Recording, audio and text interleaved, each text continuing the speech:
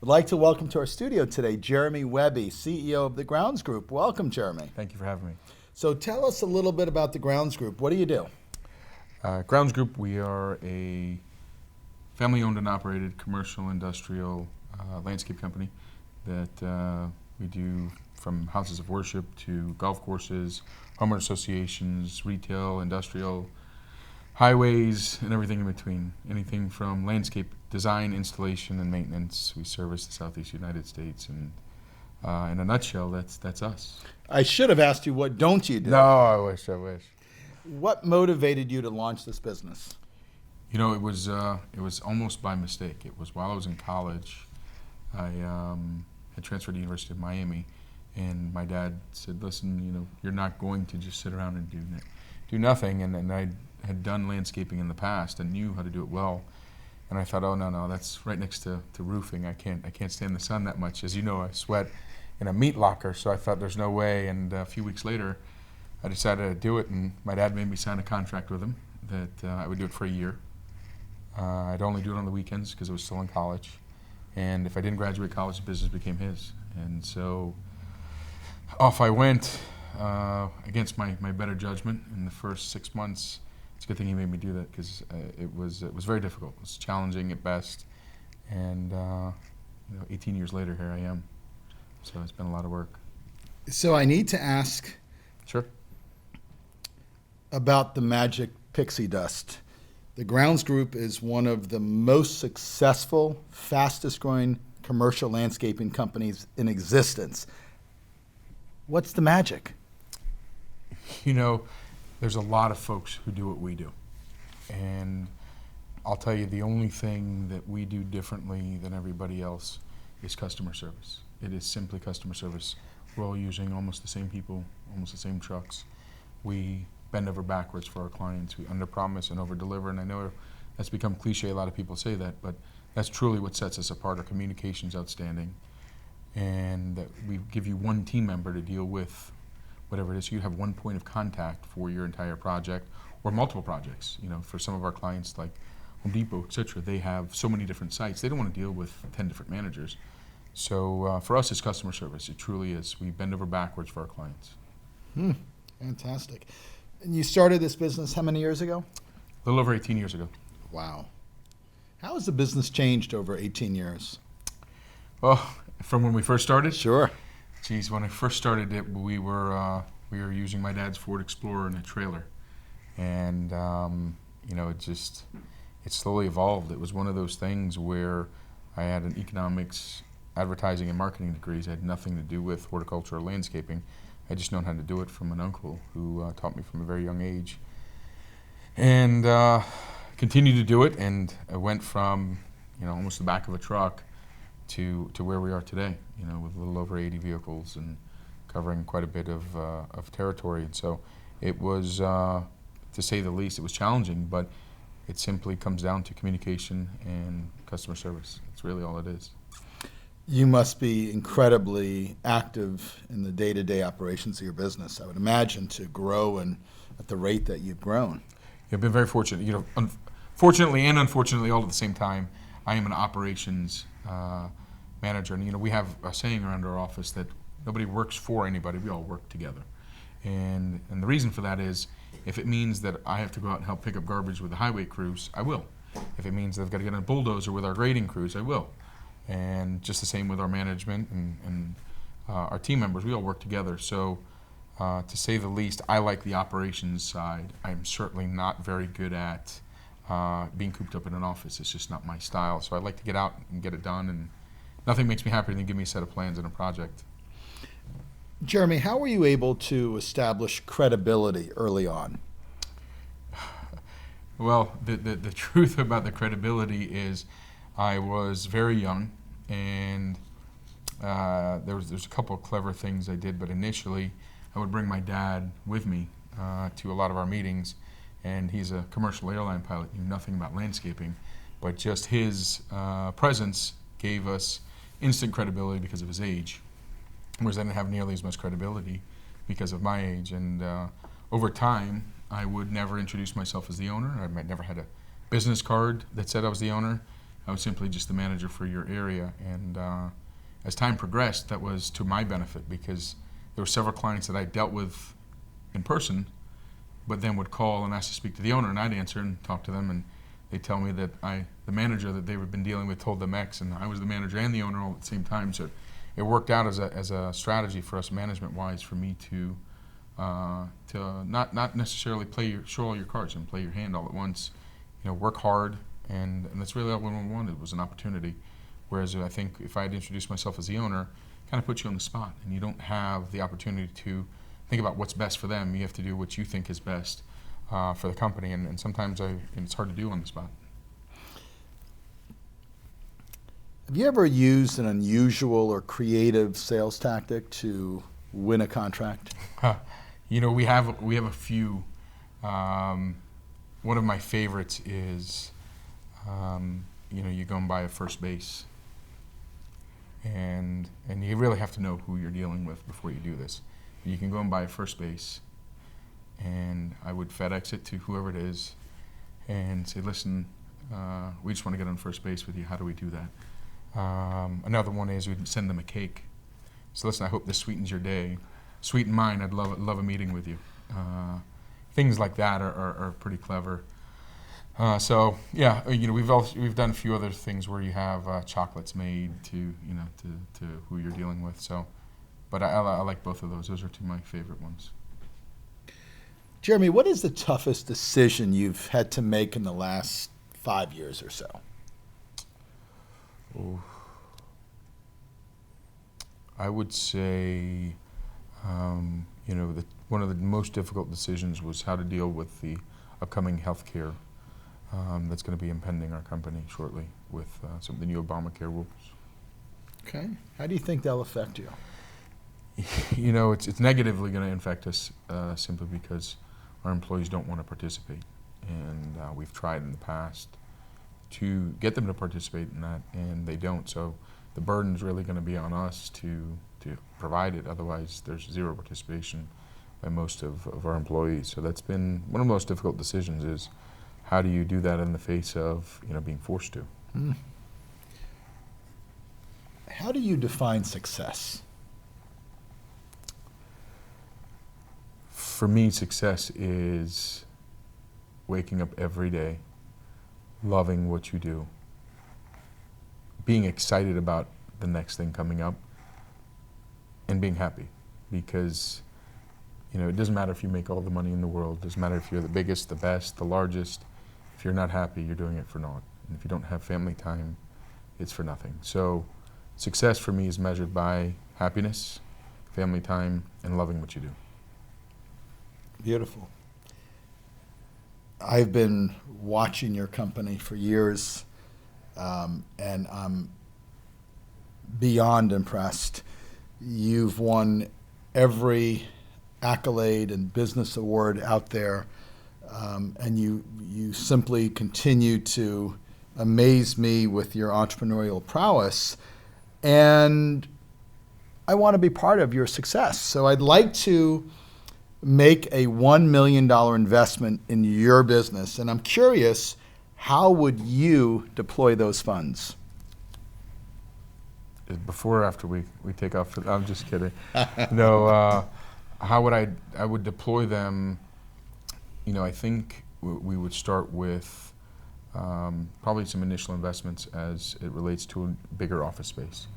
Right now, as you know, we're about 10 pounds of space in about a 5-pound box. So I think that would actually help a little bit of our work environment. There's some specialty pieces of equipment that we have that while they do very well, they're starting to get a little bit dated and cost us some money in repairs, as well as I think we'd also save some for a rainy day because we're growing incredibly fast. And as you know, our business is a long-term investment. So I think that's exactly how I'd start with it. Great. Fantastic. On the way out, I'll hand you the check. Yeah. So, what one word describes Jeremy Wehby as an entrepreneur? One word. Loyal. If you gave me 3 or 4 words, I would say loyal, honest, hardworking, reliable. And I would say those because if you don't have that as a foundation, you really don't have much. And when I say loyal, loyal to your employees, loyal to your business relationships, because they're really partnerships. And sometimes you see your work staff more than you see your family. And if you're not reliable, you're not dependable, and you're not honest, the rest matters for nothing. So those I would say are of utmost importance. And if you had to describe me, I am the most loyal, reliable, and trustworthy person you'll meet. Words that come right out of your heart. Yeah. So, where do you go to if you want to brainstorm an idea, if you want to problem solve, if you're looking for a little bit of guidance? What's your source of brain trust? I have several. So I would say if I was going to brainstorm an idea, I usually go to my dad first. And obviously laying in bed, I'll bounce it off my wife. I have a very, very near and dear friend of mine who has been a very successful entrepreneur that I trust emphatically. And I usually go to him, but more than not, I'll always go to my forum mates. I'm in an entrepreneur organization, and I go to my forum mates and usually bounce my ideas off of them. Because in an entrepreneur organization, you have the so fortunate opportunity to have so many different lenses that look at the same thing you're looking at, but through different bifocals. So you get, for me, I'm in a forum with 8 different guys, and I get 7 different opinions and 7 different ideas and 7 different thoughts that I would never have thought of. So apart from those first 3, that's really where I go. So I've also been a member of EO for 14 years now, and I've been with the same group of 7 other individuals that also, for me, it was life-changing. And the trajectory of my overall life is night and day of where I think I would be without them. Sure. If your forum went away tomorrow, what would happen to you? Ooh. When you say went away tomorrow, as in we don't meet, because I would tell you that I would still talk to those guys on a weekly, daily, monthly basis if it was to where I didn't have access to them. Initially you'd think, I'll tell you, recently my wife was injured, right? And we had retreat, and I wasn't able to make the retreat. And I thought it wasn't going to bother me. And not being on the retreat bothered me, only from the standpoint of I was missing out on what experiences they were sharing, things they were doing, and advice and jokes and etc. And you would think, not a big deal, you get them in the next one. But it bothered me tremendously, and so I would say that if I couldn't speak to them, it's a significant impact in my life. It really is. When you can go to, everybody has their close friends, and you can always go to them. They're close friends, near and dear, but they're also close friends that have the same business experience, same business challenges, same personal challenges you do. When you own your own business, it's completely different than when you're just somebody who shows up to work, and when you leave at 5, the door closes, you don't have to worry about it until 8 in the morning. When you're an entrepreneur, if at midnight it calls. Excuse me. So dealing with people who are of the same mind and the same business style, because obviously they're all in different businesses, is of tremendous value, absolute tremendous value. Absolutely. I completely share that with you. As a business leader, how do you make a mark in either your business or your community? So we try to do a lot more good. I'm a firm believer in pay it forward, right? And I'm a firm believer in life is about QTR, quality time remaining. From the time you're born, it's about the quality time that you have here. And that's why earlier I said it's about family time and the amount of experience and time you get to have with your kids and your wife and loved ones. But for us, we try to make an impact on the community by doing nice things. And nice things could be you sponsor something for somebody who's not as fortunate. This week coming up, I haven't shared this with you, but for Jack and Jill Nursery, we're moving an entire playground set to Irma's house, which is an inner city Jack and Jill type setup, and they need a playground, and we were fortunate enough that we were able to help. So we try to do things that will make an impact locally. You know, we're very near and dear to our heart is Handy, which is an orphanage that stands for helping abused, neglected, and displaced youth. And I think it's a responsible duty as entrepreneurs to give back when you can, because we're very fortunate to be where we are. And if it wasn't for the community and the people that we have around us, I wouldn't be where I am today. I don't care how hard I work. So I try to support some of our local charities. I know there's lots of national ones that could use the help, but I think the local charities have done well. So it's always try to help them. Jeremy, if I say the words trust and respect, what do they mean to you? You know, trust and respect are the backbone, the moral fiber of almost any company. If you don't have trust, you don't have respect, you really don't have a lot. And you know, the trust portion you can earn over time, but respect you can earn very quickly and you can lose very quickly. And it's just not something that we've ever wanted to jeopardize. And I would tell my kids and anybody who is embarking on a new business venture, trust and respect are the two very, very most, two things that you should cherish the very most, because without them, it's very difficult in this world. Beautiful. One final question. Sure. And it's a doozy. Okay. Imagine for a moment, tomorrow morning you wake up and the grounds group doesn't exist. What's the next business that Jeremy Wehby's going to go into?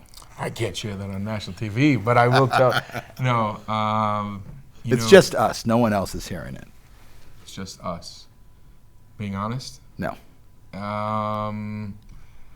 Geez, I will tell you, I've for a long time been fascinated with, I like heavy machinery, right? So for a very long time, I've been fascinated with earth moving development, and I think if grounds group went away tomorrow, I would 100% be the guy that you would call on if you had a building that you needed leveled, or a piece of land that you needed cleared and redeveloped and demucked and pads put in and underground utilities run, and then turn it over for you to ready to build your building. I think that would be my next venture. Awesome. That sounds exciting. Jeremy, it has been such a pleasure to have you in our studio today. Thank you. I have one question for you before you finish. Please. If you, and as well renowned as you are in the entrepreneur space, I would ask, if my son came to you today and said, I want to open a business, he's 21 years old, what would be the top 5 things you told him he would need to do it? And I don't mean money, personnel, equipment, values and ethics. And whether it's get up an hour earlier than everybody else and work harder, if it is under promise, over deliver, something that the top 5 things you think makes most people successful. One, I think being an entrepreneur is a 24/7 way of life. My phone never goes off, even on vacation. It's a way of life. 2, I think you need to find a way to control your emotions as an entrepreneur. Emotions could cloud your judgment, could cloud your thought process. So you need to focus on the logic side without giving up passion.